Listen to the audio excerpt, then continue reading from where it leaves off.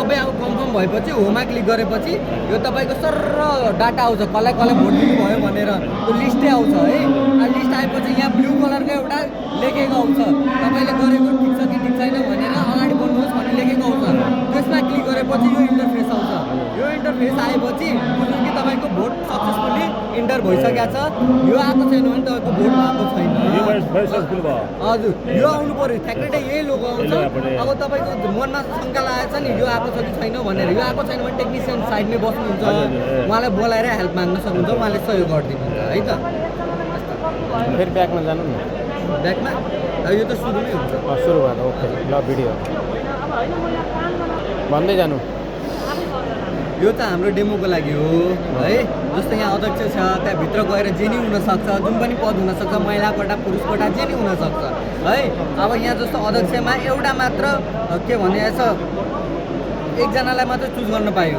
उम्मेदवार तपाईँको एकजना चाहियो, सरी उम्मेदवार तपाईँलाई एकजना मात्र चाहियो, एकजनालाई चुज गर्नुभयो। मानिलियो तपाईँको अब सचिवमा 2 जना उम्मेदवार तपाईँलाई चाहियो भनेपछि तपाईँलाई मलाई त एकजना मात्रै अब हाल्नु छ, 2 जनालाई हाल्नु छैन। तपाईँले एकजना पनि हाल्न पाउनुभयो, 2 जना पनि हाल्न पाउनुभयो। ला अब मेरो त मिस्टेक हो कि पछाडिको होइन, मिस्टेक नै हुनसक्छ। ब्याक गरेर त्यो मिस्टेकलाई सचाउन पनि सक्यो, त्यसमै क्लिक गरेर अर्कोलाई हाल्न पाइयो है। अनि त्यो भयो। अब यसमा तपाईँले म भनौँ न कसैलाई हाल्नु नै मन लागेन, कोही पनि यो पदको लागि सुटेबल छैन है भनेपछि अगाडि बढ्न पायो, कसैलाई पनि हाल्न मिल्यो होइन।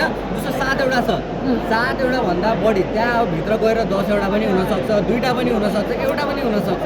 हामी यहाँ सङ्ख्या हेर्छौँ कुन पदको लागि के सङ्ख्या छ भनेर, उम्मेदवार कतिवटा चाहियो भनेर। 7वटा छ भने 7वटा भन्दा बढी हामी जान मिल्दैन, 7वटा भन्दा कम जान 6वटा भयो, 7वटाको 7वटा पनि पाइयो है। अब जस्तो कि मलाई एउटा मात्र हाल्न पायो मिल्यो भनेर एउटा मात्र मन पऱ्यो, एउटा पनि हाल्न पाइयो। 2टा छ भने 2टा पनि हाल्न पाइयो, 3टा छ भने 3टा पनि हाल्न पायो, 5वटा छ भने 5वटा पनि हाल्न पाइयो है। तपाईँलाई को मनपर्छ हजुर होइन, अब कोले राम्रो काम गर्ला भनेर त्यो हाल्न पाइयो। अब त्यसपछि नेक्स्ट गर्नु होला।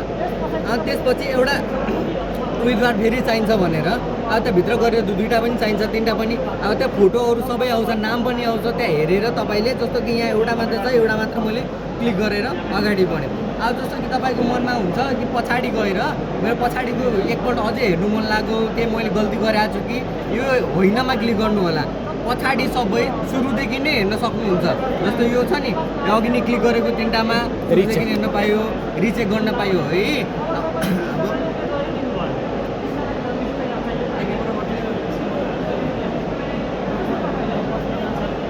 अब सबै कुरा कन्फर्म भयो तपाईँको, मैले गरेको सबै ठिक छ, म ढुक्क छु भनेर यसमा होममा क्लिक गर्नु होला।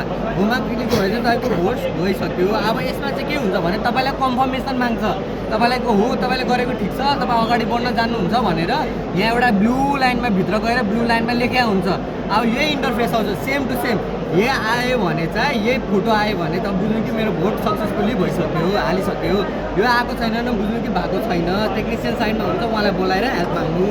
यसमा यति भयो भने अब हुन्छ नि त बुझाउँदा पनि मतलब कतिलाई मिस्टेक हुन्छ। त्यहाँ अब यहाँ 2टा देखाएको छ, त्यहाँभित्र गएर 10वटा छ। ल अब के गर्ने, अब त्यसमा आत्तिनु पर्दैन कि बिस्तारै धैर्य राखेर बस्नु होला। अनि त्यहाँ टेक्निसियनलाई बोलाउनु, कसैलाई बोलाएर उहाँसँग हेल्प माग्दा हजुरले भनेको कसलाई भोट हाल्नुहुन्छ उहाँलाई भोट बोलाएर आफ्नो नाम भन्नु होला, कसलाई हाल्नुहुन्छ भनेर उहाँले सहयोग गरिदिनुहुन्छ है त।